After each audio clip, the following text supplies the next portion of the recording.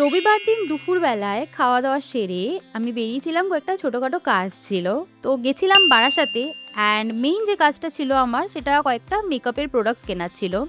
তো তার জন্য আমি পার্পল এর এই স্টোরটায় গেছিলাম অ্যান্ড এখানে আমার ফার্স্ট টাইম ছিল যাওয়া। কিন্তু আমার এক্সপেরিয়েন্স খুব একটা ভালো হয়নি। যাই হোক, কি আর করা যাবে।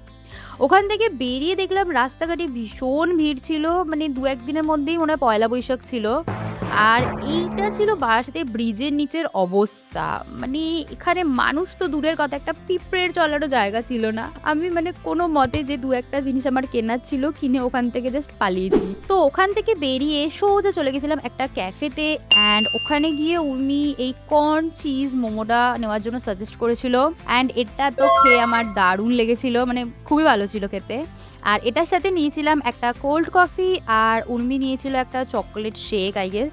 দুটোই খেতে খুবই ভালো ছিল। মানে ওভারঅল খাবারটা খুবই সুন্দর ছিল। তো এইভাবেই খাওয়া-দাওয়া করে বাড়ি চলে আসলাম। That's it for today. Next ভিডিওতে দেখা হবে। ততক্ষণ প্লিজ চ্যানেলটা সাবস্ক্রাইব করে দিও। টাটা।